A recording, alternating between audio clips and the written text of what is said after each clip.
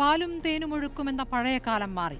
യാഥാർത്ഥ്യബോധമുള്ള വാഗ്ദാനങ്ങളാണ് വോട്ടിടും മുൻപ് ജനങ്ങൾക്ക് മുന്നിൽ മുന്നണികൾ വയ്ക്കുന്നത്.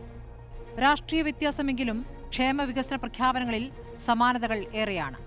അടിത്തട്ടിലെ പ്രധാന ചർച്ചാ വിഷയമായ ക്ഷേമ പെൻഷൻ 3000 രൂപയാക്കുമെന്ന മൂന്ന് മുന്നണികൾക്കും ഒരേ സ്വരമാണ്. അതിവേഗ പാതയും തിരുവനന്തപുരം കോഴിക്കോട് മെട്രോയും LDF UDF വാഗ്ദാനങ്ങളിൽ ഒരുപോലെ ഓടുന്നു. റബ്ബറിന്റെയും നെല്ലിന്റെയും താങ്ങുവില വർധന ഇരുമുന്നണിക്കും ഒരേ അനുപാതത്തിലാണ്. സർക്കാർ ജീവനക്കാരുടെ പെൻഷൻ പരിഷ്കരണത്തിലും രണ്ടു കൂട്ടർക്കും കണ്ണുണ്ട്. ഇന്ദിരാ ഗ്യാരണ്ടിയാണ് UDF പത്രികയിലെ പ്രധാന വ്യത്യാസം. കേവല ദാരിദ്ര്യ നിർമ്മാർജ്ജനമാണ് LDFന്റെ മറുപടി. ആചാര സംരക്ഷണത്തിന് നിയമം ആലോചിക്കുന്നതും UDF ആണ്.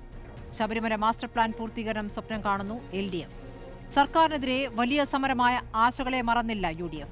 50% സ്ത്രീകൾക്കും ജോലി ഉറപ്പെന്ന് LDF പറയുന്നു. പത്രികാ പോരാട്ടമോ എന്നതാണ് ചോദ്യം.